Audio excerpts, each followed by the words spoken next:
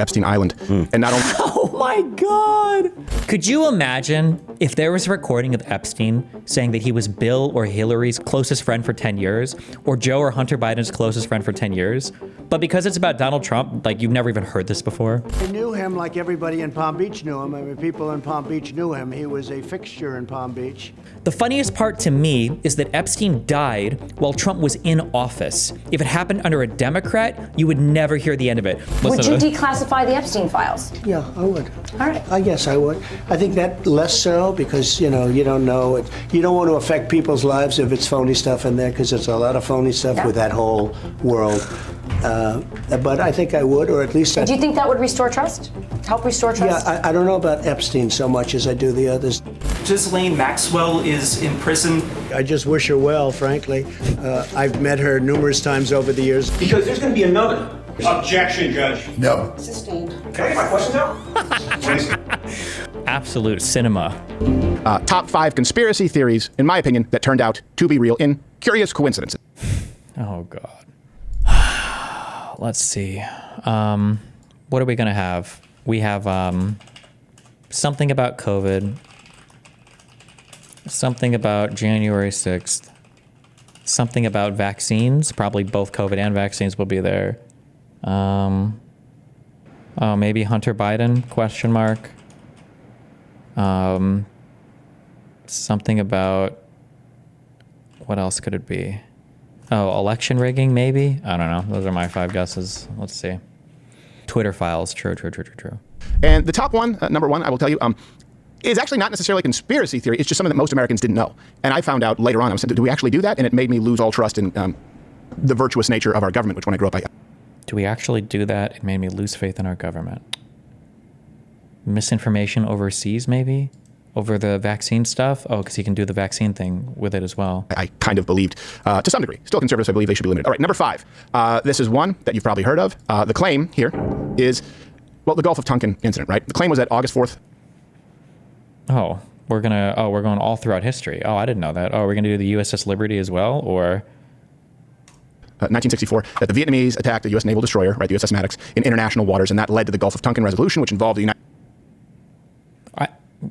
Fuck me. I don't know the mainstream on it. Isn't it like pretty well accepted that this was kind of like manufactured by the U.S. to get involved in Vietnam? Or did I fall for misinformation there? This is true, no? I thought that it was like pretty well accepted that the United States kind of manufactured this Gulf of Tonkin incident. I don't know enough about in details about it. United States getting heavily involved in Vietnam, escalation, right? So this was a big catalyst for it. Like, oh my gosh, this is basically them declaring war on us. Here's the truth. The United States government claim was untrue as far as the attack. So the conspiracy was that was effectively a false flag, and now the left tries to gaslight you and say, oh, the term false flag, or you're using that, you don't believe that shootings happen. No, this was a false flag, and that it was orchestrated, or the claim by the United States government. There was collusion, and there was skepticism right away from naval officers, even President Johnson, who stated, hell, those damn stupid sailors were just shooting at flying fish.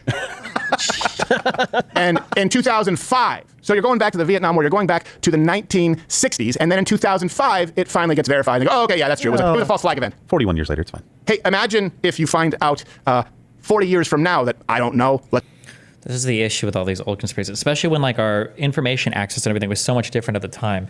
Through the Cold War, the U.S. was up to a lot of goofy stuff. The Soviet Union was also doing a lot of goofy stuff. There's a lot of goofy, weirdo, maybe probably not so good stuff going on. But people will find like stuff that the government lied about or tried to obscure from citizens back then, and then use it to like literally fabricate whatever conspiracy theory that they have, right now. Imagine right now we find out that everything about Trump was a lie, and everything about Ukraine was a lie, and everything about those two things. Let's just, and I'm not saying this is the case, Vegas shooting was a false flag event. Oh, or that. I'm not saying that it was. I'm just giving you context. You understand that there were laws that were changed, state laws in relation to that? Whether it's bump stocks, I'm saying taking something less consequential than the Vietnam War. You guys want to talk about time travel? What kind of alternate reality do you think we split off into if people didn't actually believe that? If it had been questioned at that point, if voices of dissent had not been stifled and silenced. Number 4. I hadn't heard this one, by the way. The Gulf of Tonkin? No. If voices of dissent, who was dissented on the FBI shit or on the Las Vegas shooting shit? I just don't think there was a very glorious story there. What do we? Vietnam War. You guys want to talk about time travel? What kind of alternate reality do you think we split off into if people didn't actually believe that? If it had been questioned at that point, if voices of dissent had not been stifled and silenced. Number 4. I hadn't heard this one, by the way. The Gulf of Tonkin? No, I hadn't heard that it, so wasn't it the second attack that they were talking about? The second really attack. The false flag. So the first attack was very small. It was small, and it may not have been where they said it was, Right. maybe not in international waters, which makes a difference, I guess, to some degree. But I had no idea the second one was just like basically, it almost seems like, hey, deep state, let's go to war. Yeah. Let's figure out a way to get in. And in 2005, when they finally verified as a false flag, Vietnam veterans are still alive. Yeah. I mean, they're lively. They're spry. Yeah. We had to draft because of this. They're watching this and going, yeah, exactly. Some people were forced into this war, watch their best friends die right next to them. Yep. And then they're going, oh, thanks. How's my VA claim doing? Right. Yeah. It dictates how we live now. We got hippies because of this. It's true. You bastards. And by the way, all the references are available. Link in the description, louderwithcreditor.com. We do that every day. It's very important with these because I also know people can go down a rabbit hole and then say, well, then nothing is true. Gravity's not real. That's not what we're saying. Test it out. Find a building, test it out, let us know how it goes. One story. Conspiracy theory number 4. Epstein Island. So here's what the left will do. They'll take something that maybe is false, that's similar, like some of the lore surrounding Pizzagate. Right? Remember that? And they go, see, this is what you can't reason with these people on the right. They think there's some kind of secret cabal run by political elite who are sexually trafficking or abusing children. Is he going to say that Epstein being in pictures with people proved that Pizzagate was true? And minors. That's what they did. That was their claim. There's no way this could happen. Well, here's a refresher. So where did this conspiracy theory start? Apparently, some alt-right folks were combing through Clinton campaign emails hacked by Russia and published by WikiLeaks and noticed there seems to be more references to pizza and pizzerias than they had expected, which can only mean one thing. Secret sex ring. There's a difference between a conspiracy and an agreement. And a conspiracy is what villains do. An agreement is what adults do. Look around the country. Wouldn't you agree we need some more adults? So WikiLeaks, Alex Jones, and the subreddit subgeniuses, and I mean this in the nicest way possible, grow the up. You know who needed some adults would probably be those underage sex slaves at Epstein Island. And not only... Oh my God. Like, 75 years from now, a senator could be convicted of like having sex with a kid and be like, see, the Pizzagators were right the entire time. What the fuck did Pizzagate have to do with Epstein? What? So WikiLeaks, Alex Jones, and the subreddit subgeniuses, and I mean this in the nicest way possible. No one reporting on it. But you know who needed some adults would probably be those underage sex slaves at Epstein Island. And not only was no one reporting on it, but it was actually being buried when reporters tried to shine a light on it. I bet you they really would have liked some adults, Mr. White Knight. Yeah, I know you're talking about you don't like the fact that people on subreddits may have some theories that are incorrect, but to simply dismiss all of it while people are being sex trafficked, I don't know if you get to shout from your ivory tower, get up on Pizzagate wasn't about Epstein. Pizzagate was about Podesta talking about pizzerias and people assuming that pizza and cheese pizza was code slang for fucking children. How could you even dream of connecting these two things? high horse. So this is where we were, right? 10 years ago. Epstein Island. It was basically a conspiracy theory. Alex Jones only. That's what we were told. Right-wing conspiracy about all the sex cabals. They put it all in one big pile. And the media, at that point, still gushed over Epstein, I would imagine, because of his powerful friends. Here's a 2003 Vanity Fair piece. My iPad's going absolutely nuts. What's happening? It's a Siri thing? It is. You're screwed. Stop it, Siri. Yeah. The media still gushed over Epstein in 2003. When does he think Pizzagate happened? When was Epstein's first conviction? It was in 2008. So why would it... What?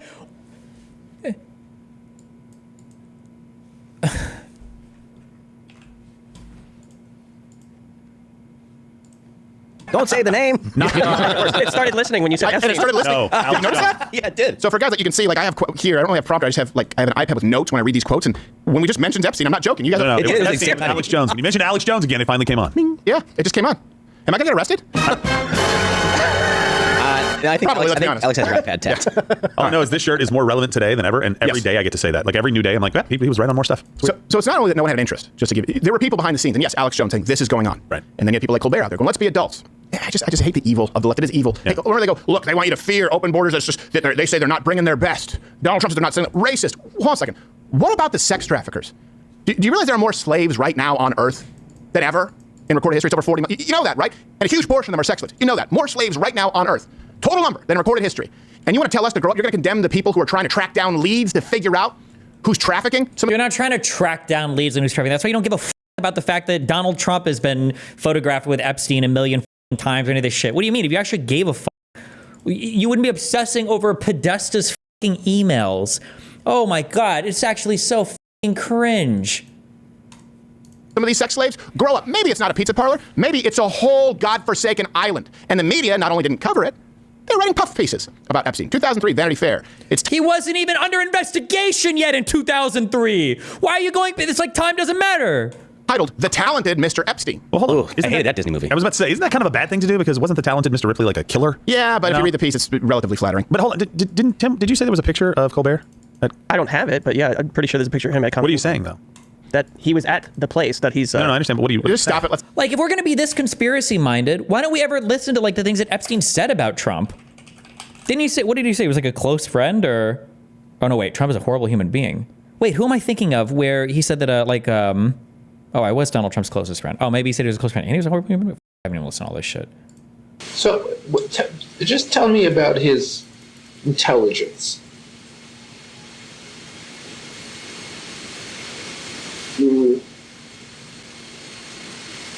With respect to real estate deals, really. He's a salesman. He knows real estate really well. Anything else but that, he knows nothing. No history, no strategy. And that's not to say about executive function. The executive function is it's strange because construction, by definition, is just that. First, you have the foundation, you have the steels going up, what stage? But in terms of his anything but real estate, he can't figure out if I fire Bannon, what happens tomorrow. So cause and effect, that has no relationship. In analytic intelligence? No. Now, what's this thing about that functionally he can't read, or he doesn't read, or? He certainly can't read a balance sheet,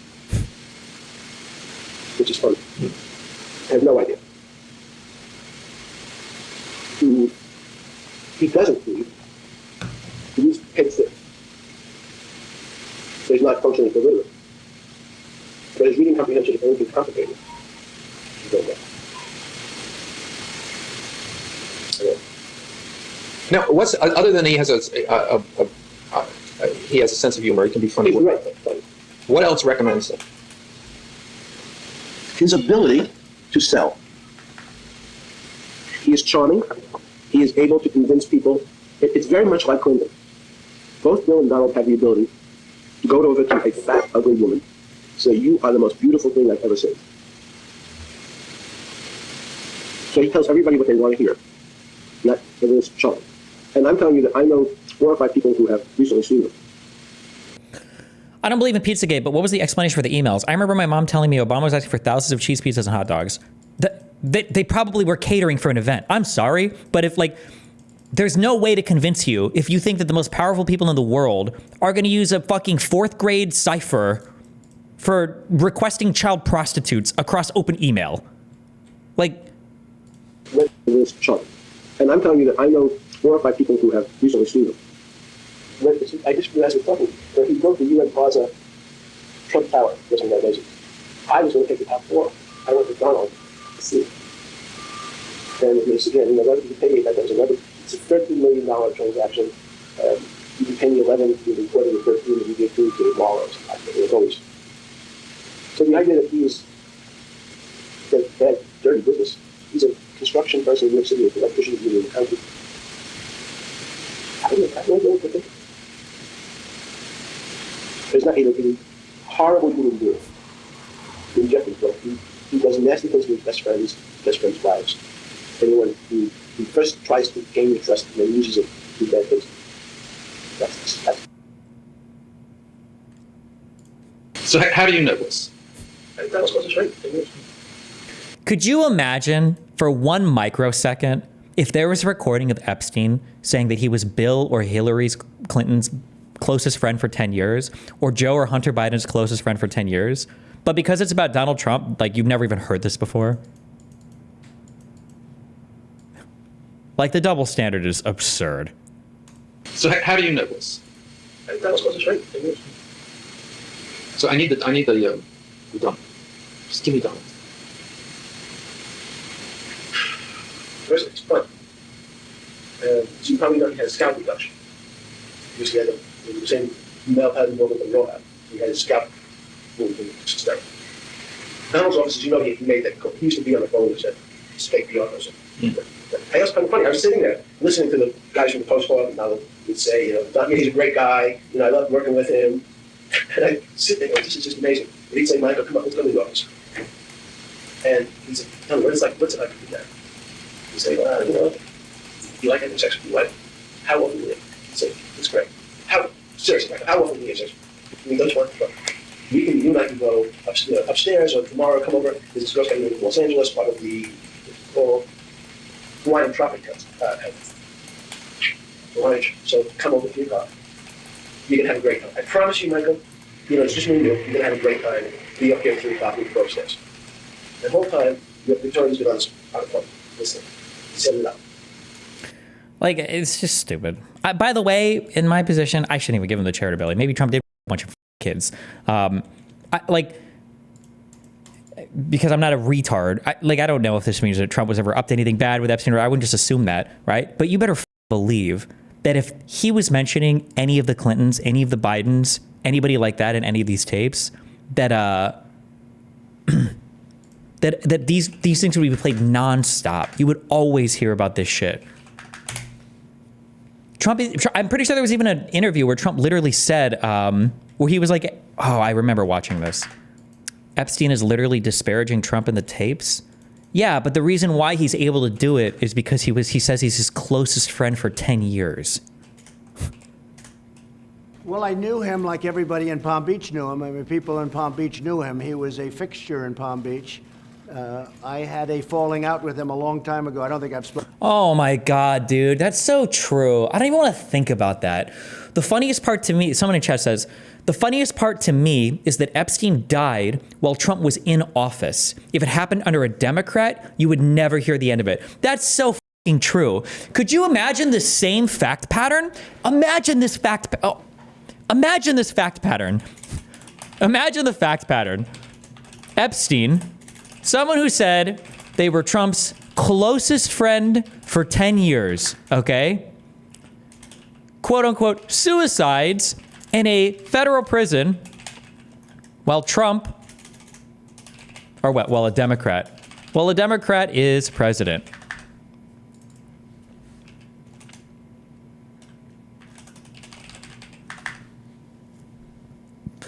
Like, it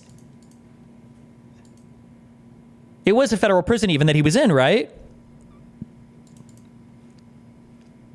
Like, the conspiracy fits better with Trump. I'm not saying there's good evidence for it, but I'm saying if you were to make it like a conspiracy, it would fit better with Trump because he died under Trump's federal prison system. It's just very strange for a lot of people. Because I think here he says he would do it. People that the list of clients that went to the island has not been made public. Yeah, it's very interesting, isn't it? Probably will be, by the way. Probably. So if you're able to, you'll be... Yeah, I'd certainly take a look at it. Now, Kennedy's interesting because it's so many years ago. You know, they do that for danger, too, because, endangers certain people, et cetera, et cetera. So Kennedy is very different from the Epstein thing. But, yeah, I'd be inclined to do the Epstein. I'd have no problem with it. If you were president, would you... So this is what he says on Lex, okay? But that was a few months after this interview. Listen to him hedge here so hard. Declassify, you can answer yes or no to these. Yeah. Would you declassify the 9/11 files? Yeah. Would you declassify JFK files? Yeah. I did a lot of it. Would you declassify the Epstein files? Yeah, I would. All right. I guess I would. I think that less so because, you don't know it. You don't want to affect people's lives if it's phony stuff in there because there's a lot of phony stuff with that whole world. But I think I would, or at least... Do you think that would restore trust? Help restore trust? Yeah, I don't know about Epstein so much as I do the others. 9/11, yeah. JFK, I'm with you. Jeffrey Epstein, yeah. Well, Like, this is like ripe. So if you're... This is ripe material.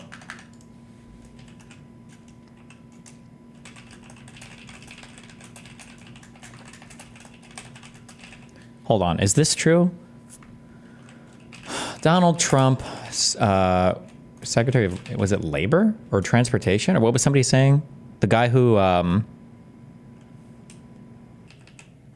wait, it was the other guy that he nominated after? Hold on.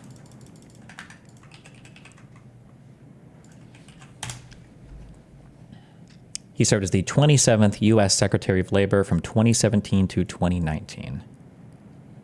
He's the one who approved a plea deal that allowed child trafficking ringleader Jeffrey Epstein to plead guilty to a single state charge of solicitation in exchange for a federal non-prosecution agreement. Let's not derail it. Yeah, thanks for derailing the segment, Gerald. It's real great. So you're welcome. Here's Keep producing. Here's the truth. It was a sex island. Okay. I'm sure you guys know. Like, Yeah. We learned that in 2019. It's like, oh yeah, there's definitely. Hey, adults have entered the building. Hey, there's a sex island here.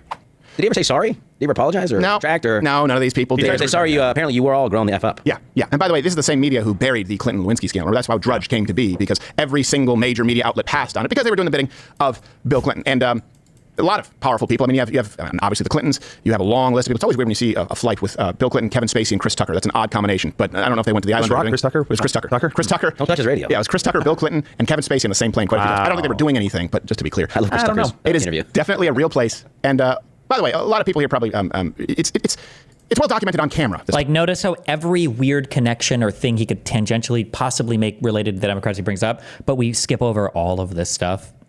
Like, none of Trump's comments about Epstein. Didn't Trump make comments about where he said he wished, like, Ghislaine Maxwell? I can't spell this person's name. This name should be illegal to even fucking have.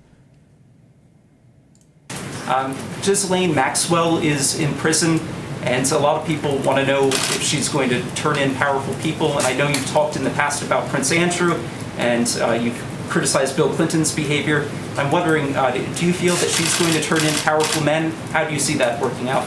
I don't know. I haven't really been following it too much. I just wish her well, frankly. I've met her numerous times over the years, especially since I lived in Palm Beach, and I guess they lived in Palm Beach. But I wish her well, whatever it is. I don't know the situation with Prince Andrew. Just don't know. Like, imagine, like, if any, like... place. Oh. Hey, that's why he's mad. That's not. Let's go to conspiracy here, number 3. This one, there are quite a few. There's sub-conspiracies, right, that have proven to be true with COVID. Again, all references available. The claim that COVID was a natural virus that mutated and absolutely... there we go. Okay, we got the COVID one. This is where we pretend that it's now suddenly proved that COVID came from a lab, even though the evidence for that has only gotten weaker over time, but okay. Was not from a lab. You were banned if you insinuated it. We were removed from social media platforms because we stated it. If you were an expert, even when they used to say, well, are you an epidemiologist? Well, no, I'm not, but there are plenty of epidemiologists who actually say there's no way that this virus occurs in nature. But they were removed because the government's looking out for you. And now we get to the truth. The House subcommittee just this month confirmed it came from a lab. Whoops. How many? Oh, a House subcommittee. So what, Jim Jordan, more of the Republican lunatics? Which committee was this? The Select Subcommittee on the Coronavirus Pandemic, Chairman Brad Wenstrup. I haven't even heard of this subcommittee. I don't even know why would we assume that a congressional subcommittee would even be an authority on this topic? Or did they publish anything? The U.S. government has reason to believe that several researchers inside the WIV became sick in autumn of 2019 before the first identified case of the outbreak, with symptoms consistent with both COVID-19 and common seasonal illness. Okay. Years later. Hey, does that change how we handle COVID? Hey, let me ask you this. Does that change how we handle COVID if we know that it could have been bioengineered? Does it change the fact that the media said Donald Trump was a racist when he called it the China virus? In other words, at that point in time, would you be less concerned with him pointing the finger at China, which I don't even know how that's racist, and more concerned with the nation, an adversarial nation who potentially engineered it and released it? Do you think it changes not only perception, but the next step we take moving forward? That's why the press, when they do the bidding of the government, is the enemy of a free and informed people. Another claim as it relates to COVID, right? They just insisted at this point in time that lockdowns were needed to stop the spread of COVID. And so many people believe this. Even conservatives were calling me when we did 2-a-days during the lockdown saying you can't do that, it's irresponsible, everyone's going to die. I was like, I'll chance it. He loves us. Yeah. He really loves us. And he only lost 4 people. Yeah, I'm the 4 that I wanted to lose. So, and this is all under trust the science, the science. And the science went from this likely came from a bat sandwich at a wet market to this can live on surfaces. Remember, everyone was sanitizing their packages. UPS packages, come on. UPS packages. Pickleball became popular because literally they would keep pickleball courts open in Nevada because you could clean the ball and you couldn't clean a tennis ball.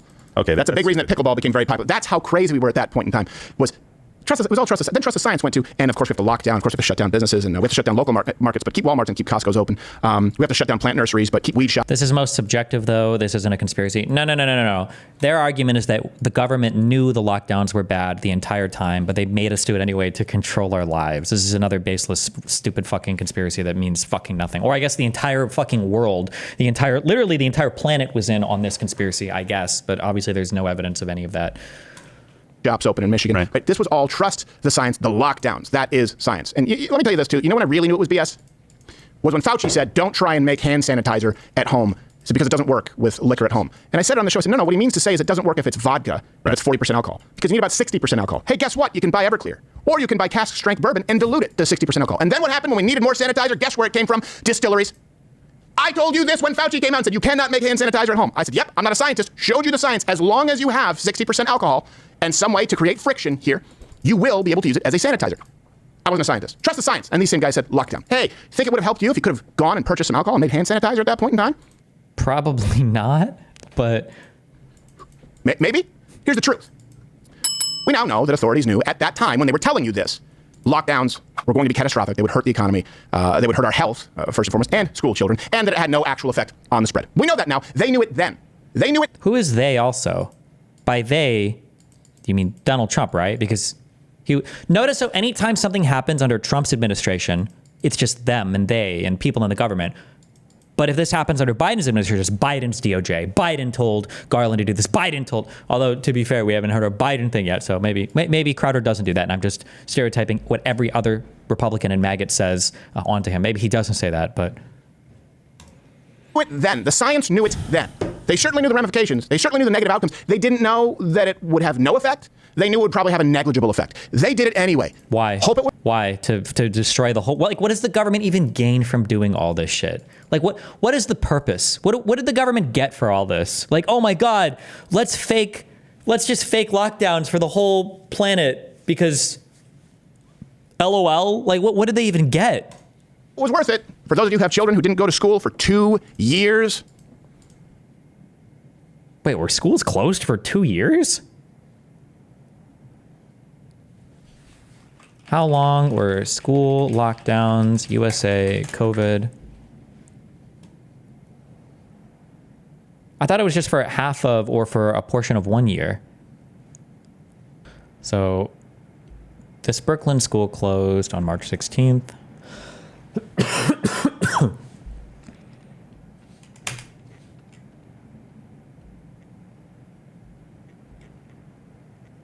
Okay, by May of 2020, nearly all states say school buildings will be closed for the rest of the academic year. Was anybody closed when school reopened in 2020? I don't remember that. Maybe it was? Or maybe it was. I don't remember. I don't remember any of this timeline. When did most schools reopen COVID?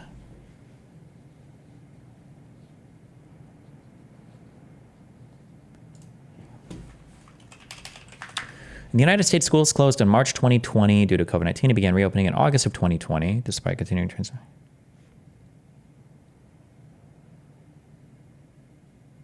Scenario in which schools operated remotely. Okay, okay. I don't think this was for more than 1 year, but all right. Okay. We're just conspiracy theory. We need adults in the room. Right, Colbert? And by the way, you know how you know it's true? Not just the sources, the empirical that we provide for you, but yeah, in this case, the anecdotal is also quite substantiating. The Varma story that we covered. Remember, he was the COVID architect in New York. He was locking people down. You and your children couldn't go to school while he was having sex parties and strong-arming everyone to get vaccinated. I actually was the one who convinced the mayor to make it a mandate. Like, New York City found out that you were having sex parties during COVID? Yeah, it would have been a big deal. Yeah, it would have been real bad. We went to some, like, underground, like, dance party, like, underneath a bank in Wall Street. And we were all rolling, we were all taking Molly, and everybody was high. And I was so happy, because I hadn't done that in, like, a year or whatever. But I was looking around being like, what are these things going to do?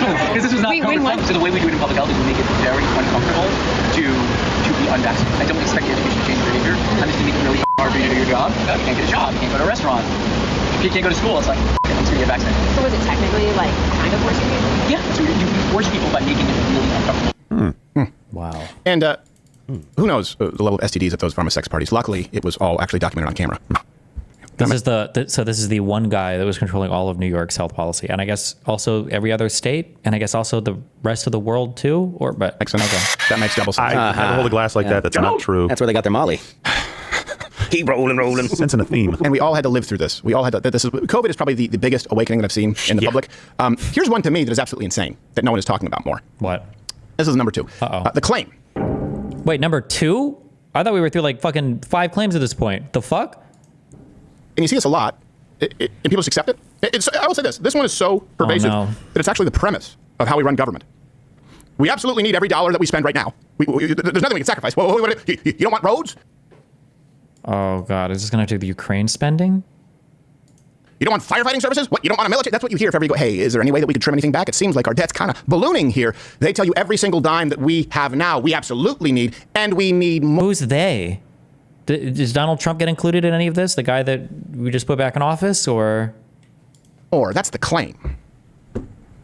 Oh, which one is it? Oh, there we go. Yes, indeed, the goose is getting fat. We have a big bill here because we have big needs for our country. For the well-being of our troops, for the preservation of our national security, for the tens of millions of Americans who look to the federal government for a wide range of basic services, Democrats and Republicans must work together to fully fund the federal government. For our country, Madam Speaker, and our communities in the long term, Congress must enact. Notice again the year. It's always the year. Always remember the years on these things, right? Yeah, of course. COVID time, right? We're trying not to let the country fall apart. Things like stimulus and shoring up federal budgets and state budgets, I'm sorry. Yeah, it was a really big deal at this point. Yes. An omnibus funding package. Oh, okay. Well, we need that money. That's always what you have it. Oh, yeah. What, do you believe in roads? For the children. Then you believe in socialism. Yeah. Here's the truth, okay? Not only do they not need all those dollars, but the new Government Accountability Office report, okay? This is not in doubt. The only portion that's in debate is how bad it is in any given year. But at the bare minimum, in any given year, the amount of fraud, meaning money that we have no idea where it is, how it's been used, we're going to track it. $233 billion to $500 billion a year just from 2018 to 2023 alone. The report examined instances of fraud between fiscal years 2018 and 2022, included that the government could lose between 233 and 521 billion annually to fraud. The most conservative estimate of 230 in fraudulent payments per year means fraudsters stole at least 1.165 trillion from taxpayers over the 5-year period studied. Geoforensic audits and investigator.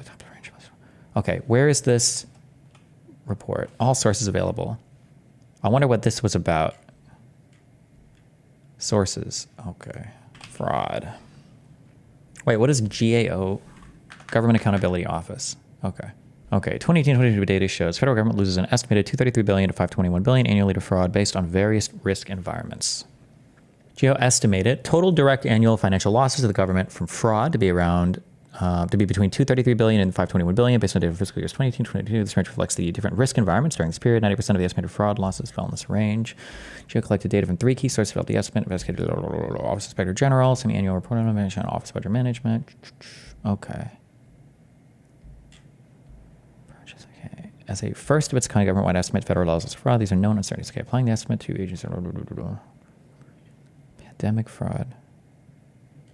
I wonder what they said the biggest sources of fraud were. Let's see. Recommendations for executive action. The Director of the Office of Budget Management and Budget, in collaboration with the Council of Inspector General on Integrity and Efficiency, should develop guidance on the collection of Office of Inspector General data to support fraud estimation. The guidance should, 1, identify and establish consistent data elements and terminology for use across OIGs, including with input from should develop guidance on the collection. Highlight page 2. Flow report. Oh, that was just. What is the? Who's doing the fraud?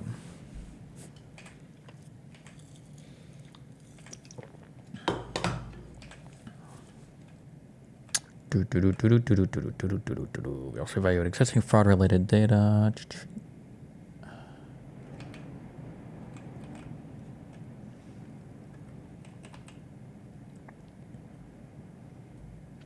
A former state employee charged with mail fraud.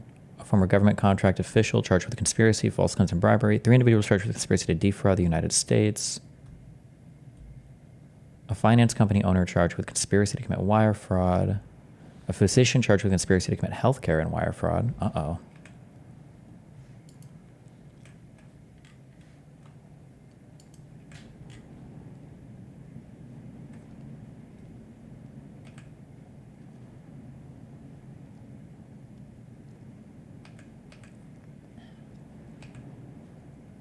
Wait, what does this have to do with... I don't understand what he's even reporting. Hold on. Examples of adjudicated fraud perpetrated against the federal government. Figure 2 has confirmed fraud. The rest of the estimations, or the rest are estimations. Wait, where's figure 2? What page? Figure 7.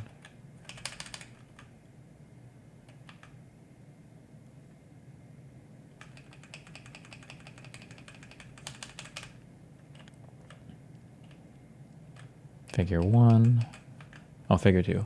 Confirmed fraud is reported by the office. Oh, this is the confirmed fraud. Oh, gotcha. Okay, so they've confirmed about $7.3 billion of fraud. Okay. What is the point that he's trying to make here? That because fraud happens, the government needs less money? Or what even is the... Hold on. Well-being of our troops, for the preservation of our national security, for the tens of millions of Americans who look to the federal government for a wide range of basic services, Democrats and Republicans must work together to fully fund the federal government. For our country, Madam Speaker, and our communities in the long term, Congress must enact an omnibus funding package. Oh, okay. Well, we need that money. That's all. Gotta have it. Oh, yeah. Well, do you believe in roads? For the children. Then you believe in socialism. Yeah. Here's the truth. Okay. Not only do they not need all those dollars, but the new Government Accountability Office report. Okay. This is not in doubt. The only portion that's in debate is how bad it is in any given year. But the bare minimum in any given year, the amount of fraud, meaning money that we have no idea where it is, how it's been used, or where to track it. $233 billion to $500 billion a year, just from 2018 to 2023 alone. Okay, so two things. So one, he says this isn't a guess, this is confirmed. So it's not confirmed, right? These are estimates based on studies, right? That's why it says the most conservative estimate is $233 billion. The confirmed amounts were like $7 to $10 billion.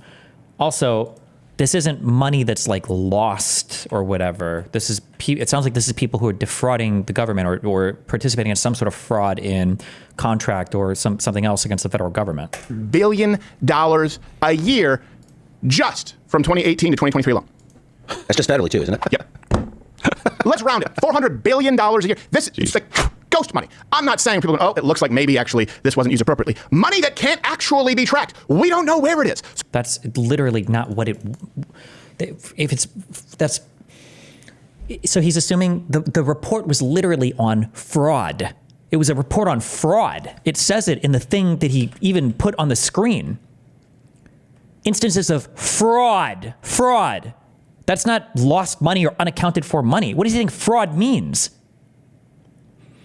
The most conservative estimate, and these are estimates, in fraudulent payments per year means fraudsters, fraud.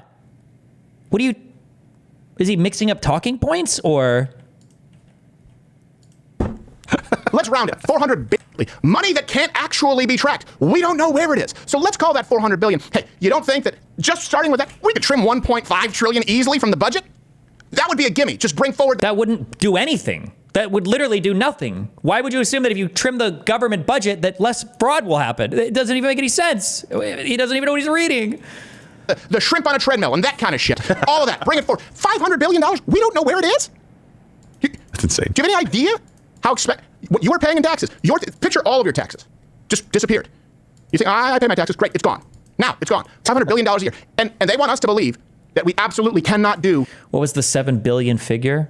The confirmed fraud, this is an estimate, I think, based on, they used 42 different studies to try to figure out how much fraud they think might exist. The actual confirmed fraud that the government has found, that like they know 100%, like this is fraud, we found it, and I'm guessing like prosecuted it or whatever, is given right here. Confirmed fraud, as reported by the OMB, for fiscal years 2018 to 2022, and these are in billions of dollars. So 5.2 billion, 7.3 billion, 7.3 billion, 4.5 billion, 4.4 billion. This is confirmed fraud. But they're saying that, that they're using studies to try to guess that there might be more fraud out there that we just haven't been able to basically capture or find. Yeah.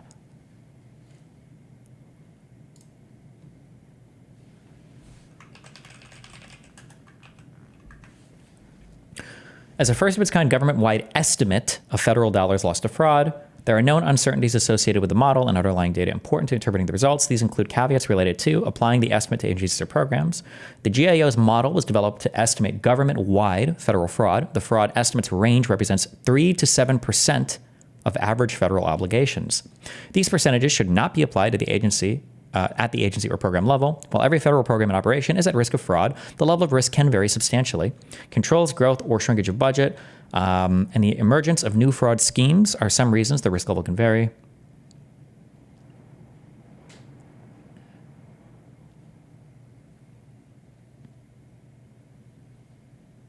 Like, these are. I'm not saying that because it's an estimate it's wrong or whatever. But I'm saying one, it's an estimate, it's not confirmed. And two, this is just people defrauding the government, not the government necessarily wasting money or not like.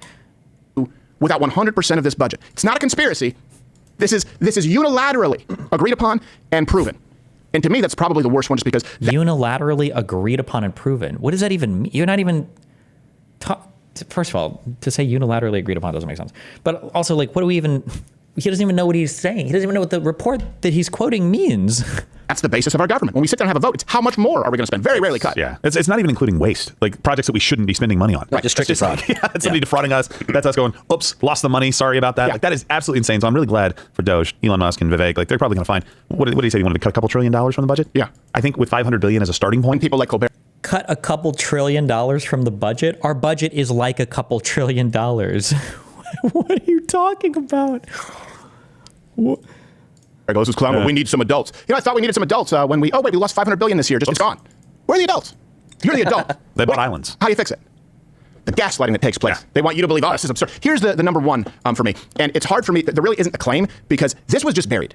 Right. And this is a fact that has actually been apologized for on behalf of our government. But when I heard this, I was kind of embarrassed that I didn't know about this. And I'd love for you to comment when you see this. If you did, you probably do if you watch this program. But I didn't for a long time until the mid 2000s. Let's just go with the truth, I guess, at this point.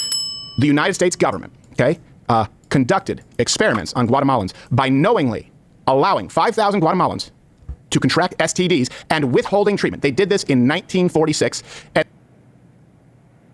How far back are we going? Oh, is this to just undermine vaccine shit, I guess? Part of the way they spread this was by putting prostitutes into the prison system in Guatemala. Put prostitutes in there, ensured that STDs would spread across Guatemala, and withheld treatment just to see what would happen. A White House bioethics commission has revealed gruesome new details about American-run venereal disease experiments on unsuspecting Guatemalans from 1946 to 48. The testing focused on sexually transmitted diseases and involved U.S. medical officials intentionally infecting Guatemalan sex workers, prisoner soldiers, mental patients without their permission in order to study the effects of penicillin. The New York Times reports, quote, when some of the men failed to become infected through sex, the bacteria were poured into scrapes made on the penises or faces or even injected by spinal puncture. Jeez. And you can go and look at the Barack Obama apologized for this in 2010. I believe that Hillary Clinton apologized for it even earlier than that. This happened. Does that make you question your government a little bit, their humanity? They gave Guatemalans STDs and then encouraged them to have lots of sex. Luckily, it was all documented on camera. Yep, come on. Oh, man. Guys. Gerald. I know you're thinking, well, Guatemala, who cares? I don't know if you know this. The United States, they did this to Americans, too. An STD experiment in Tuskegee, Alabama. So in 1932, your government deliberately lied to 600, at least, black men about treating them for syphilis just to study the effects of untreated syphilis. So they withheld medication from over 600 black men just to see what syphilis does to the human body. And in case you don't believe me, believe Bill Clinton in 1997, who apologized for this experiment on our own people. I did not have sexual relations with that woman. Sorry, right clip, here's him apologizing. On behalf of the American people, what the United States government did was shameful, and I am sorry. I guess that covers it. I think it's okay that we did let those guys fly. Yes, so we made it up. Sorry about all the, what do we give them? Sexual disease? Yeah, that's our bad. Syphilis? Yeah, sorry about the syphilis here's an airplane. It's not that this was never a conspiracy, but it is to me because the media never covered it. Prison system in Guatemala. Put prostitutes in there, ensured that STDs would spread across Guatemala, and withheld treatment just to see what would happen. A White House bioethics commission has revealed gruesome new details about American-run venereal disease experiments. Also, the reason why our country is better than Russia and these other shit countries that they want to turn us into, these other authoritarian dictatorships, notice what she starts off with here. A White House bioethics commission has revealed gruesome new details about American-run venereal disease experiments on unsuspecting Guatemalans from 19... The reason why you know this is because we have the ability to audit ourselves, right? This is coming from a U.S. government report reporting on bad things that the U.S. government has done, right?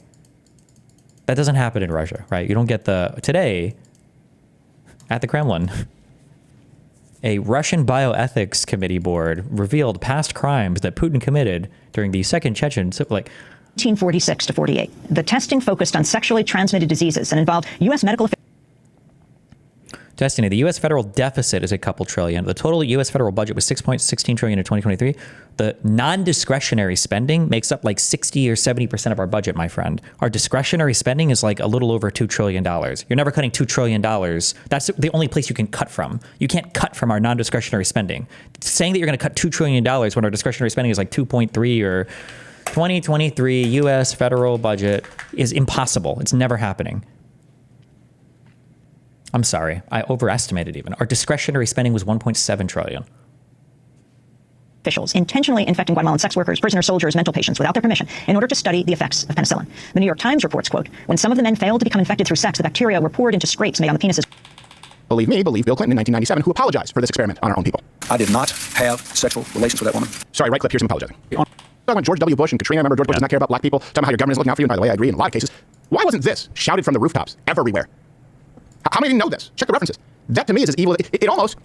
Sexual disease. Yeah, that's our bad. Yeah, syphilis. Yeah, sorry about the syphilis here and everything. It's not that there's never a conspiracy, but it is to me because the media never covered it. Can you imagine? When people talk about George W. Bush and Katrina. Remember, George Bush does not care about black people. Talking about how your government is looking out for you. And by the way, I agree in a lot of cases. Why wasn't this shouted from the rooftops? I feel like in 10 years, conservatives are going to be like, did you know that in the 80s and 90s, it was like openly okay to be sexist and homophobic? Why was nobody talking about this? The Tuskegee medical trials were literally one of the leading reasons why lefties gave excuses to African-American communities not getting vaccinated. This was brought up over and over and over and over and over again. Why don't African-Americans trust the U.S. medical system? Well, look at things like Tuskegee. This was brought up so many times. How could you have never heard of this before? I mean, I guess if you're in your own media bubble, I can understand, but holy fuck. I feel like I heard this brought up so many times. Katrina, remember, George Bush does not care about black people. Talking about how your government is looking out for you. And by the way, I agree in a lot of cases. Why wasn't this shouted from the rooftops everywhere? How many didn't know this? Check the references. That to me is as evil. It almost gives credence to the other dictators or fascists or totalitarians across the globe who go, oh, you think your government's so good? Does it though? Yeah. You go, yeah. We've done a lot of crap. And that doesn't mean that every single person in government is bad, but for this to have taken place, and then for you to be blamed for being mistrusting of them, I think you should be as mistrusting of every institution as humanly possible. Why? Because it's 2024, and any other position would be illogical. Well, except for Donald Trump's institutions, because we trust them wholeheartedly. So even when you have unelected bureaucrats like Doge, making or suggesting, I guess, huge cuts to the government while they're simultaneously petitioning the government for huge contracts, we can trust those people, I guess. Conspiracy. And this is one that just dawned on me last night, and it's been eating at me, which brings me to double secret coincidences. What? Oh boy.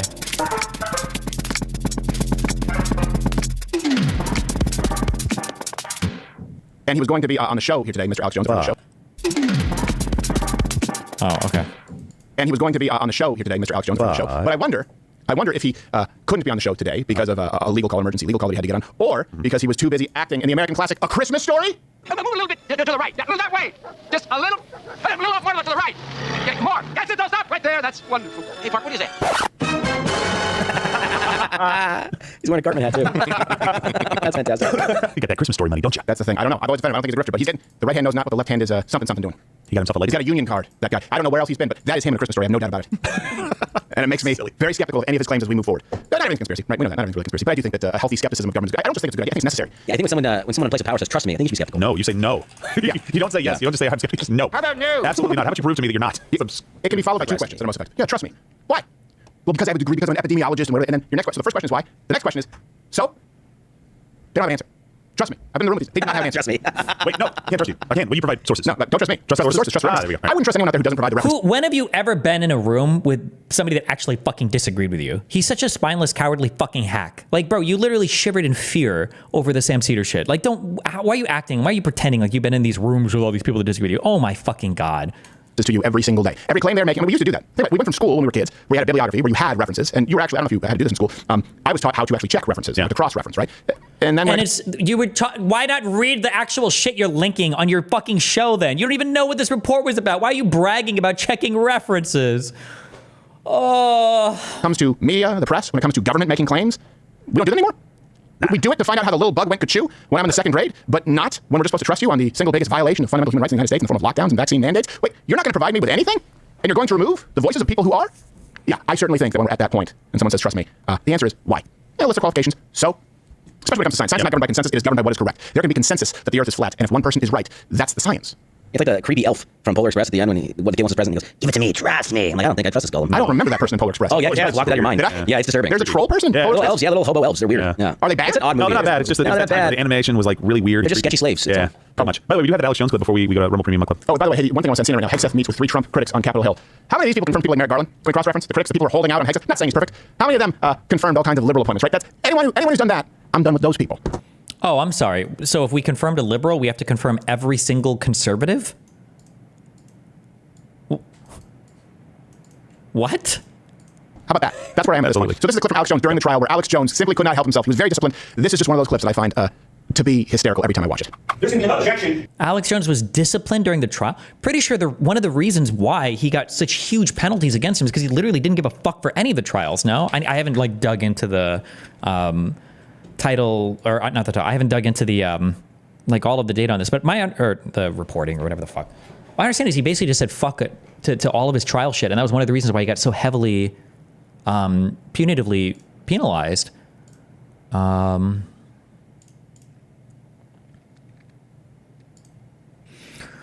November 15th, the judge found Jones liable by default for defamation for willful noncompliance.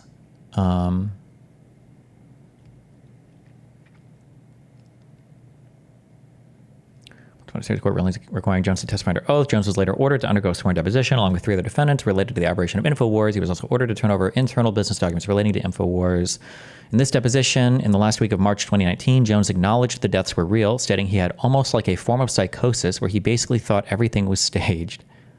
Are these depositions on camera? Like, are there recordings of these on YouTube?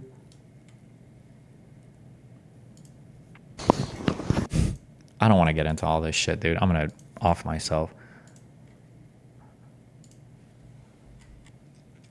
On March 25th, 2019, Jeremy Rickman, one of the plaintiffs whose daughter Aviel was killed, committed suicide.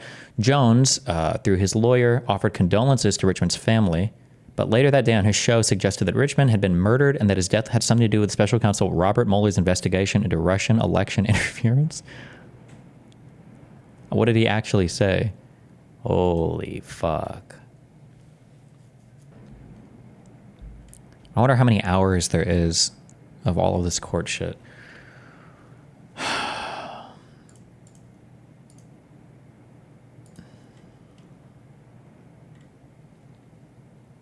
43-second ad.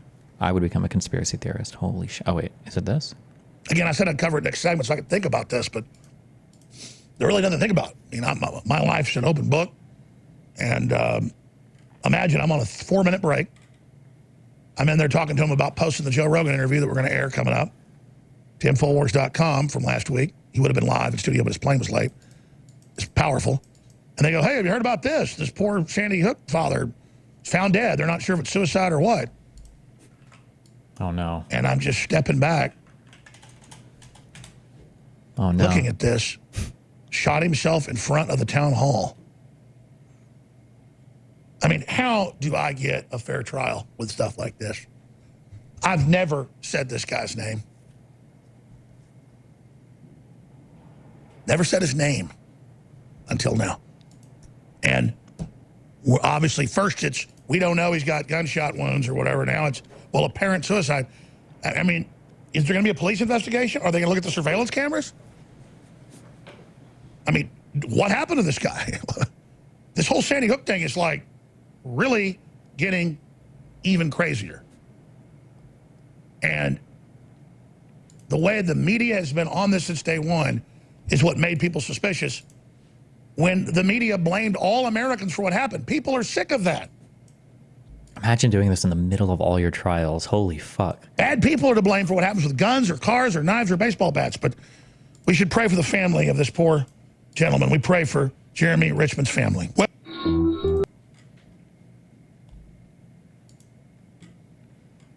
Okay, what is this?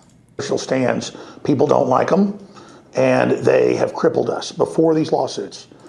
And I mean, in fact, we went back, and you can see where we talk about Sandy Hook, and the listeners, everything goes down. I mean, and really, I mean, if we look at this at the end of the day, I mean, really, you're the victim, aren't you?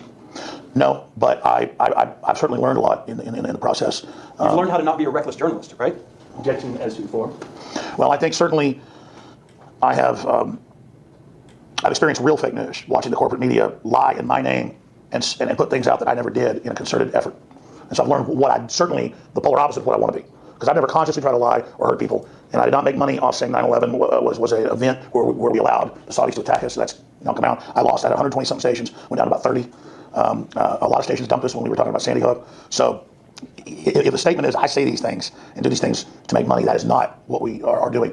Money coming in is to fund the operation to promote really questioning things and to build an alternative system. And it doesn't mean then when you're being an alternative system that you're perfect. But that's basically where I stand on that. Okay, I just do want to make sure it's not a non-profit situation. You're not doing this for the charity of your own heart. No, I'm not like the nonprofits. The whole conspiracy where they're buying the college admissions and they call that a charity or Hillary's foundation. No, I'm not running anything like that. I have no idea what you're talking about, Mr. Johnson. Where all these people make billions of dollars on their tax-free charities. No, I don't do that. Okay, so you were asking me if I was running a nonprofit scam, and the answer is no. I don't do those. I pay taxes. won't even mess with that. Mr. Jones, I think we're about wrapped up today. If you could give me just a small break, make sure that we're all wrapped up. I think we got about 45 minutes left in the day, but I'm not going to use it for you. I'm going to let you get out of here. I'm happy. I mean, hey, if you want to stick around and talk, we can talk. But you might need to do that off the record. You might not need to put that on the testimony. But I'm happy to do that. But let's take just a quick break, and why don't you all give us about 5 minutes? Okay. 4:14 p.m. We're back on the record at 4:28 p.m. One of the things I was curious about, Mr. Jones, do you think that there's a question that I should have asked you today in deposition that I didn't? That's a good question. Question you should ask me.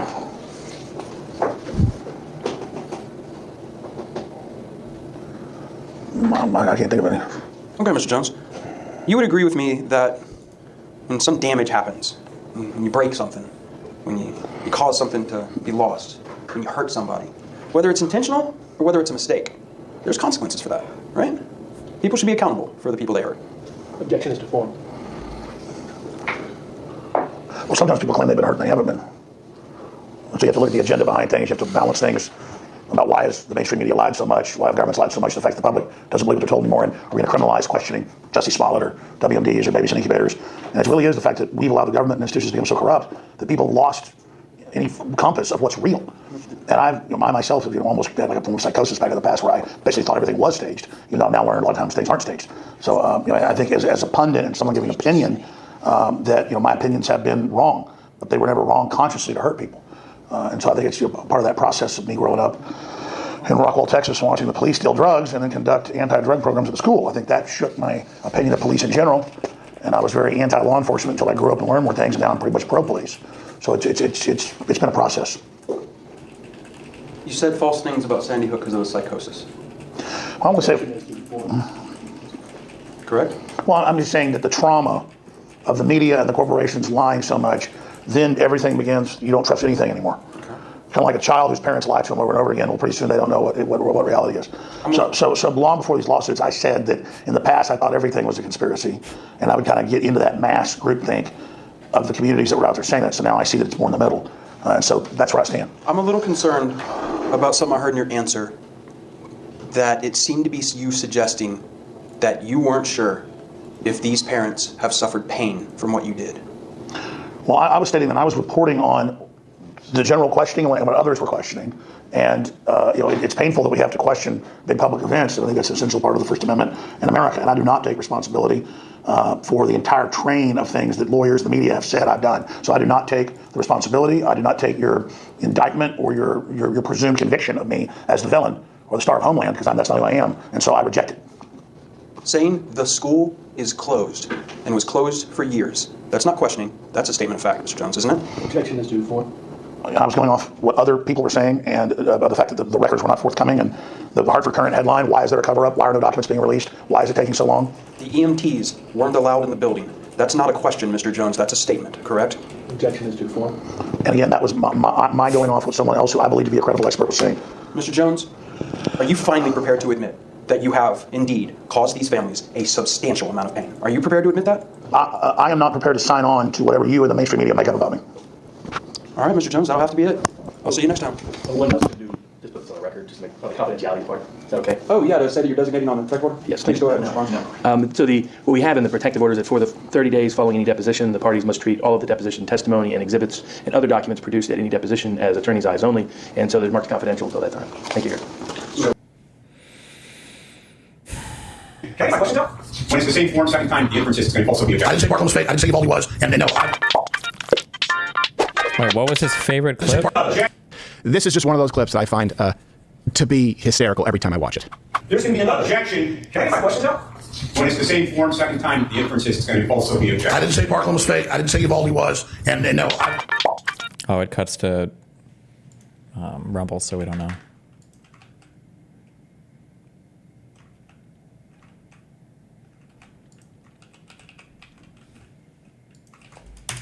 Years ago, I thought something would happen. Ron Parker's sitting right here. He's real, isn't he? Yes. And for years, you put a target on his back, didn't you? Objection to the form of that judge. Well, I mean, Didn't you? I've said his name. It's true. I haven't said other people's names, but who they are. You put a target on his back, just like you did. Wait, the Did the judge answer for the? Objection to the form of that, Judge. Well, I mean, I've admitted I've said his name. It's true. I haven't said other people's names when we know who they are. You put a target on his back, just like you did every single parent and loved one sitting here. Objection. No, I didn't. No, you didn't. That's argumentative. There's speculative. There is no foundation for it, and it's inappropriate to Let's this move time. on. These are real people. You know that, Mr. Jones? I think you just told them to move on. Just like all the Iraqis, but you liberals kill and love. It's just, you're unbelievable. You switch on emotions on and off when you want. It's just ambulance chasing. Why don't you show a little respect? Objection, Judge. I think that you get what you give in this court. Objection. You have families in this courtroom here that lost children, sisters, wives, moms. This is a struggle session. Are we in China? Jesus. I've already said I'm sorry hundreds of times, and I'm done saying I'm sorry. I didn't progenerate this. I wasn't the first person to say it. American gun owners didn't like being blamed for this, as the left did, so we rejected it mentally and said it must not be true. But I legitimately thought it might have been staged, and I stand by that, and I don't apologize for it. And don't apologize, Mr. Jones. Please don't apologize. No, I've already apologized to the parents over and over again. We know. I don't apologize to you. Objection. Don't apologize to you. You're going to do it again. Objection, Judge. Aren't you? Objection. Objection. Argumentative. Don't apologize to you. Well, it's hard for me to get a word in edgewise. It is, but I Because think your there's client- one officer of the court and one witness and So an officer of the why court don't heard we the move on, objection. and I can't rule on your attorney's, excuse me. I'm sorry, scream at me. I can't rule on your attorney's objection. Understand. He's talking and he may have legitimate. You're right. I'm sorry. I'm trying. Because there's going to be another Robbie Parker, isn't there? Objection, Judge. No. Sustained. There's going to be another. Objection. Can I get my questions out? Remember, the whole point of a trial, the entire point of a trial is to just give information to the jury. That's the whole point. That's the only reason you do a trial, is to just basically, the jury is a group of computers and you're just trying to input information into the computers, okay? When your attorney is saying objection, what he's trying to say is like, hey, hold on, the jury shouldn't have that information. Don't put that information in. So if you're on the stand and your own attorney is saying objection and you keep talking, you're fucking yourself, okay? You're fucking yourself over because your attorney is trying to tell you to shut the fuck up. There's going to be another Robbie Parker, isn't there? Objection, Judge. No. Sustained. There's going to be another. Objection. Can I get my questions out? When it's the same How did he call an objection before he asked the question? I didn't even hear it. form, second time, the inference is it's going to also be objection. I didn't say Parkland was fake. I didn't say Uvalde was. And Like he shouldn't. Like, why are you talking right here? You shouldn't be saying anything. Shut the fuck up. Why are you say? Why say anything? No. Okay. So that's a fact. What did you say about Aurora? Objection. Before this, What did you say about Aurora? Excuse me, are you objecting to I your believe it was a client? shooting, but he was in a mind control program, just like Theodore Kaczynski. Sorry. Are you objecting to your client's answers, attorney? Yeah, what do you even object at this point? He's like, ma'am, can I please make my client shut the fuck up? That's both the answers and the questions. This is a courtroom, not a drama. So here's what I'll tell you, Mr. Jones. Okay. Yes, ma'am. You're in a court of law. You have to follow the rules, as the attorneys do, or officers of the court, and they are accountable to me, and I will deal with them. However, while there were media in the room, this is not a press conference. This is clearly not your show, and you need to respect the process. I understand. Whether you like it or not, you have to follow the rules. I understand, Your Honor. So just take a breath, have a little water if you like, and wait for the next question. I believe there's another admonishment. As Oh, counsel, I'll see you on a sidebar. Oh. Do we get to hear sidebar stuff? If I admonish anybody, it's going to be both of you, okay? You're shouting over your client. You just have to stop. Okay, so let's get the next question and let's move forward.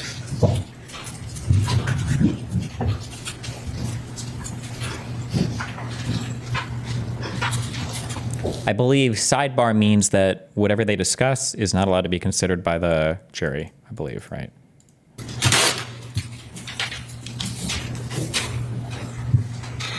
Mr. Jones, there's going to be another mass shooting. Objection. One word basis. Hearsay, irrelevant. Wait, did he even get the... Wait. I'm sorry, hold on. I didn't... There's going to be another mass shooting.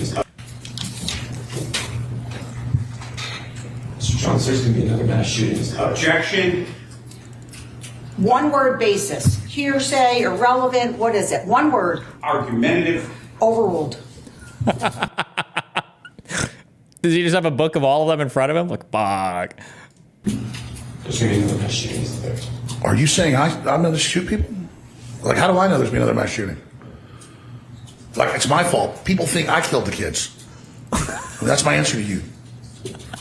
Let me see if I can ask my question again. Sure. You expect there's going to be another mass shooting, don't you? There probably will be. And when there is, you're going to be ready to pounce, right? Objection. No. Why are you like? Why? Shut the fuck up! And like, why are you? Is he even paying the lawyer, or is this like a public? Can you have a public defender for defamation for civil suits? What? Like, let your lawyer work, my dude. Why don't you look at your screen there, sir? Pull exhibit 76, Mr. Jones, please. Did you say 76? Yes. Yes, that is for exhibit. Pull it for everybody. This is your homepage, right? Objection. Infowars.com. It's out of date. I can't blow it up, please. Yes. This is Mikhail Gorbachev, right? He died about 3 weeks ago, didn't he? Yes. Why don't you pull up the right side of the page? A little bit bigger, please, just the part survey there.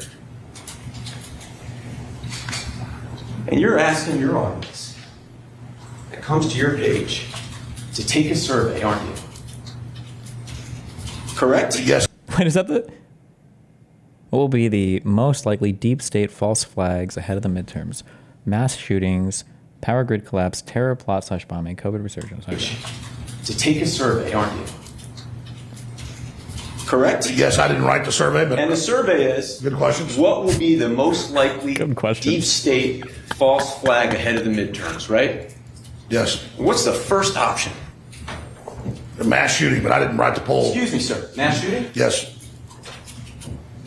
And so when the next mass shooting comes, you're already conditioning your audience to believe that it's a fake staged event, aren't you? Objection. Well, false flag doesn't necessarily mean staged. It means they let it. Still talk. What did she just like? Ah, fuck it.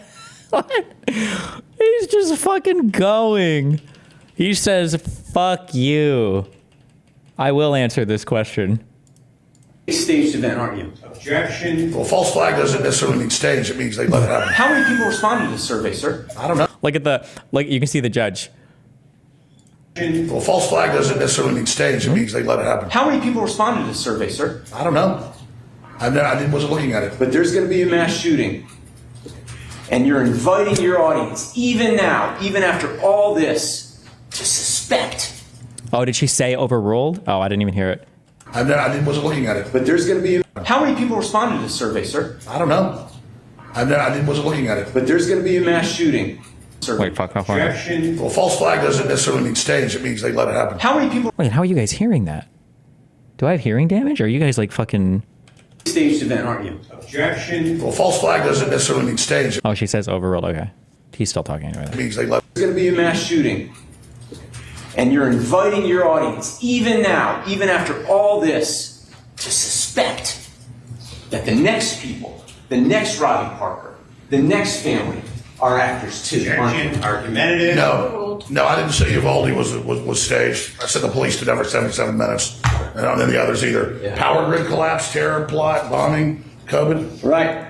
Could the U.S. government said the Russians. It could be any of these, right, Mr. Jones? The U.S. government said the Russians staged a false flag to start the Ukraine war, and I believe it. Right, Your Honor. Yeah, they're real. So, Mr. Jones, whenever the next mass shooting strikes, we can be pretty sure what you're going to do, right? Does it even matter if she rules on it when Jones is volunteering the info anyways? I don't think it does matter. I think if you want to volunteer more information, I think you can do that as long as you're not violating something else. But I mean, if you want to talk, like I think the objection is there to protect your right not to speak. But if you want to speak anyway, as long as you're not breaking another rule, I'm pretty sure the jury would hear it. Objection. Speculative. Yes or no? I didn't write that poll, but I stand behind it. I've never seen that poll, but I think that's a reasonable question. I'm done, Your Honor. I've never seen that poll. Objection. Speculative. Mass shooting strikes. We can be pretty sure what you're going to do, right? Objection. Speculative. Yes or no? I didn't write that poll, but I stand behind it. I've never seen that poll, but I think that's a reasonable question. I'm done, Your Honor. All right, so we are going to end here for the day. Ron will collect your notepads. I know you're tired of hearing me say it, but it is just so important that you continue to make all reasonable efforts to make sure that you avoid any and all media coverage of this trial or anything or anyone that is in any way, shape, or form related to it. Please be careful when you leave the courthouse to avoid anyone. Is this the same trial where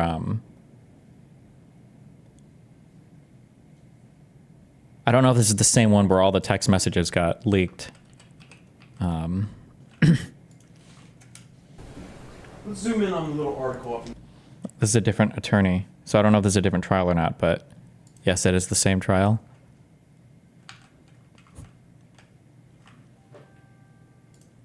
And you had interaction. Wait, I feel like we watched this a long time ago. I don't remember.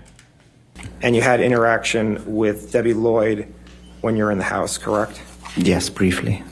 Okay.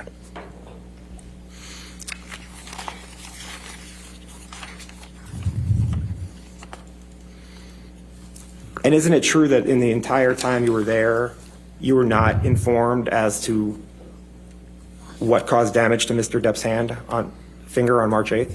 Objection, hearsay. I'm asking what he wasn't told. I'll sustain the objection. Next question.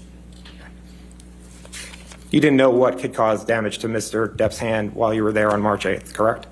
Dr. Kipper told me he sustained an injury on one of his fingers. Objection, hearsay. Wait, you asked the question. Oh.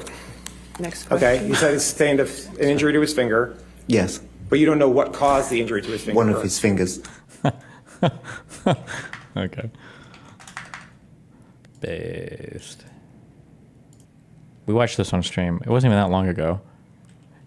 This was so f***ing funny. Holy shit. Absolute cinema. I'm going to walk over to this to you so we can kind of point it. I know it's a little hard to read. You might be able to read a little better on your screen. But this is a Zoom of Mr. Watson has sent you a screenshot from Infowars.com, correct? It appears to be. Yeah, and it has an article here, right? Yes. And it says, staged. Video shows hospital using dummies in ER for coronavirus footage. What it says? The coughs are very loud. Hold on. Fuck, this is just Kino. I believe so. Let's go to the first message from Mr. Watson.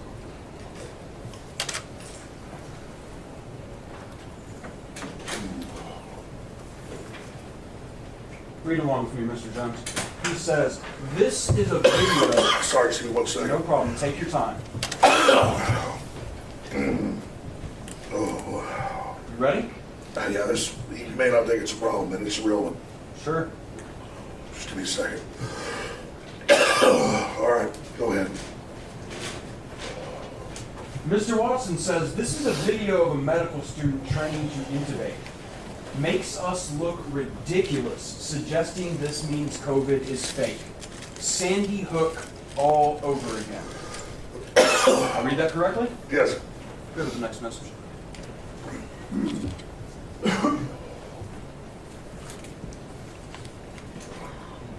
What'd you tell Mr. Watson? I get it. Mr. Jones, it's true that this article is right now live on Infowars.com. I can pull it up, right? I've never seen this text message. I guess you guys got Paul's. My phone didn't save them. So that's fine. Your phone didn't save the second. I told you guys I gave it to the lawyers and said they drained the phone, they didn't find that stuff. I don't know how my phone's. Who gave it to the lawyers? They were supposed to find it. So that's what testimony is? No, I searched it as well. I mean, so you guys have all this stuff and you say we didn't give anything. It's Mr. ridiculous. Jones, you know how an iPhone works, right? You've had iPhone text messaging for several years now. Yeah. What does it mean if the messages are in blue? Whose messages are those? Whose phone is this taken from? I don't know whose phone's taken from. I mean, I turned the phone over and said, take the stuff off. Can I have you look in the very bottom below the very bottom left corner? Is that your phone number? Yes. So you did get my text messages. And it said you didn't. Nice trick.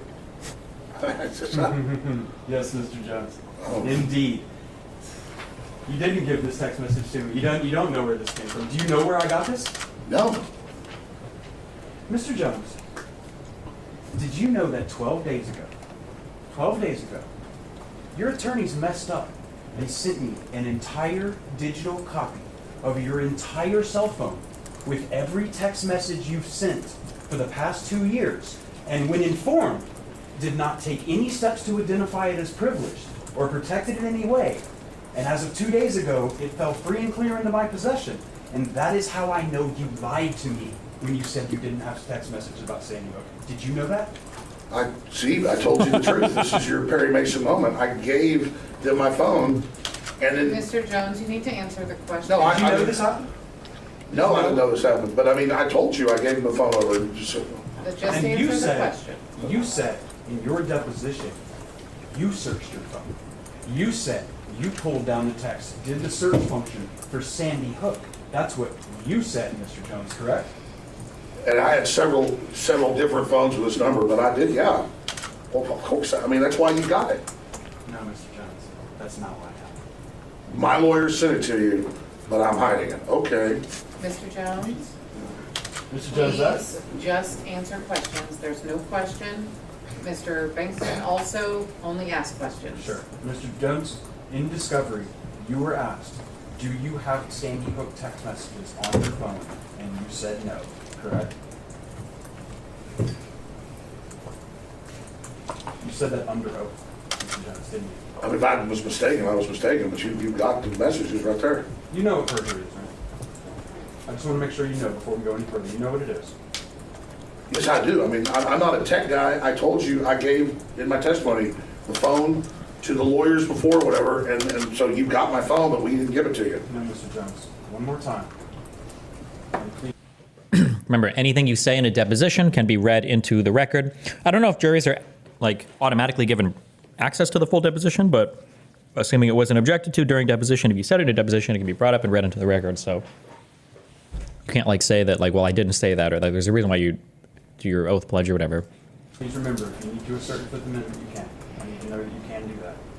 But you testified under oath previously that you personally searched your phone for the phrase Sandy Hook, and there were no messages. You said that under oath. Yes. And you lied when you said it. No, I did not lie.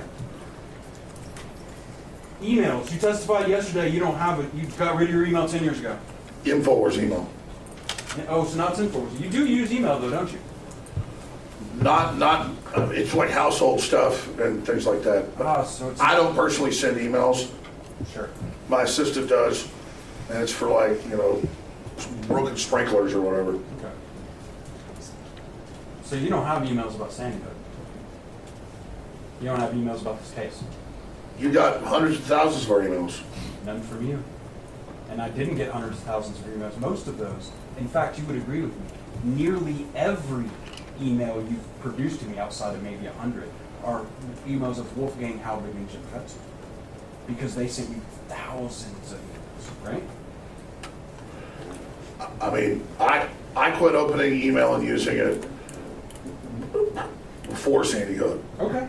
So you have, in other words, if somebody was to tell me, oh, I have emails from Mr. Jones that he wrote about this case in the past couple of years, that person would be lying? You're telling the truth? Somebody else has got my InfoWars email because I haven't been using it all. That's not qualified, Mr. Jones. You know in this case you were asked to produce your emails, any emails you had about Sandy Hook. You know you were asked to do that, right? Yeah. And you said you didn't have it. I told my IT people, go, you've got all that stuff. No, Mr. Jones, I'm saying in deposition, under...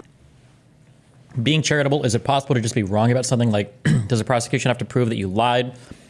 Or just you were wrong? I mean, if you can say you were wrong or whatever, but now you have no credibility. So how are you going to testify in your case if you've lied about things conveniently? Like, and a jury's not going to believe that you're just conveniently forgetting the things that are also helping you, but remembering things that are, like, that's never happening.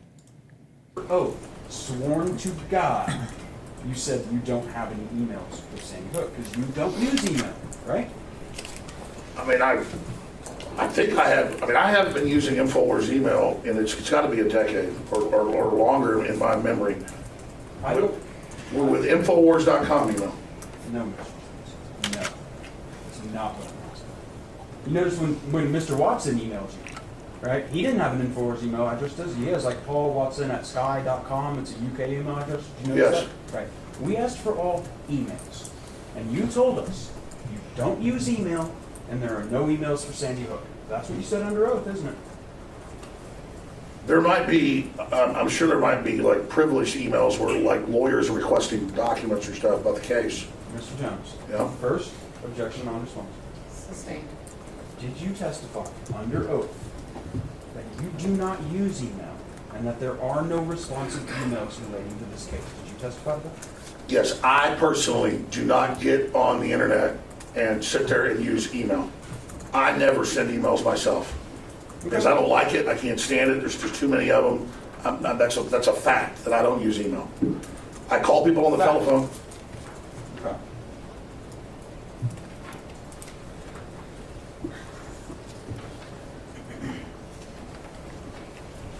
Your Honor, excuse me, Mr. Jones. I'll show you this document. Is that your email address? Yes. Did you write an email?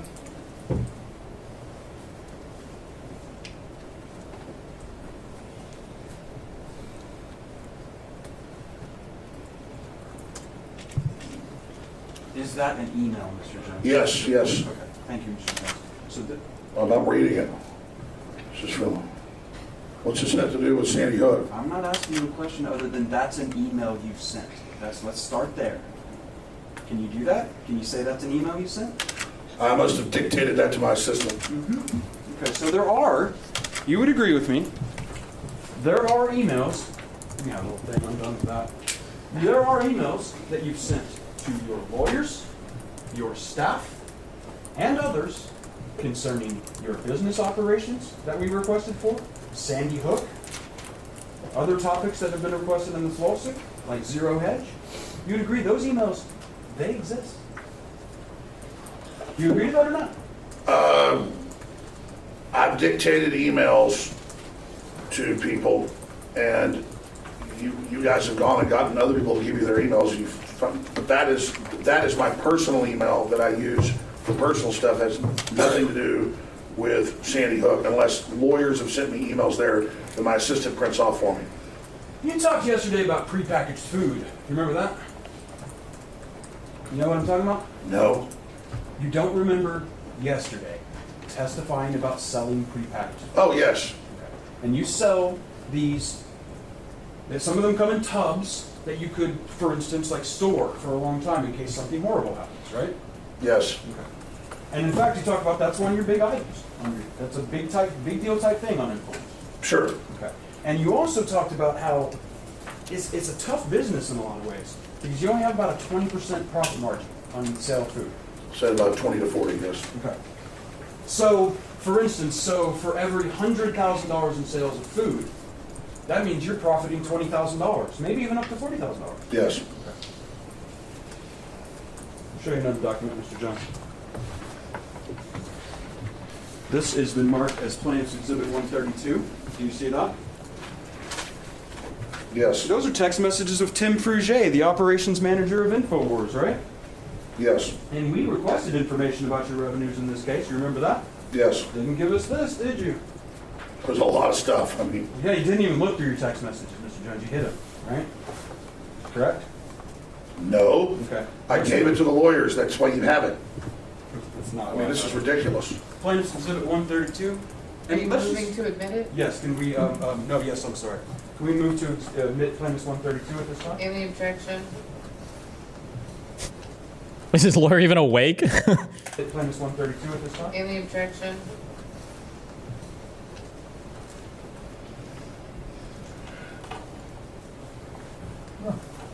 Plaintiff's 132 is admitted. Before we put that up, Mr. Jones, I just want to...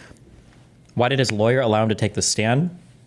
So in a criminal case, you typically want to plead the Fifth Amendment, meaning you don't have, or you have a right to not self-incriminate. You could take the stand if you think it'll help you, but you could be asked questions that theoretically could incriminate you if you waive your right to, plead the Fifth. In a civil case, that same right is not afforded to you in the same way, such that you don't have to take the stand in a civil case, but the jury is allowed to use that against you. In a criminal case, if, I want to call you to the stand and ask you, did you murder her? And you say, no, I'm pleading the Fifth. I'm not going to self-incriminate. The jury can't, the state can't go, oh, well, look at this guy pleading the Fifth. He's obviously guilty. The jury's not allowed to consider it in that way. But in a civil case, if you're like, I don't want to say shit about this, then the jury is allowed to say, like, oh, well, that's pretty fucking sus, motherfucker. I want to make sure you understand something about these emails. You understand that when your attorney sent me your whole phone, he didn't mean to do that. You understand that? Objection, Your Honor. I just want to make sure this is not discovery. Well, I do think it's important that since we're discussing all of this, that the jury understands discovery is a process that occurs and concludes well before trial. What the lawyers say isn't evidence, so we don't know whether it was on accident or on purpose, because we don't have evidence about that. But what we do know is that it wasn't properly turned over when it should have been. There's no question, Mr. Jones. Yeah. So you need to ask a question that is not cause for speculation. And even if Mr. Jones does know, he would have gotten that information from Mr. Reynal, his attorney, and so it would be protected, most likely. Most likely.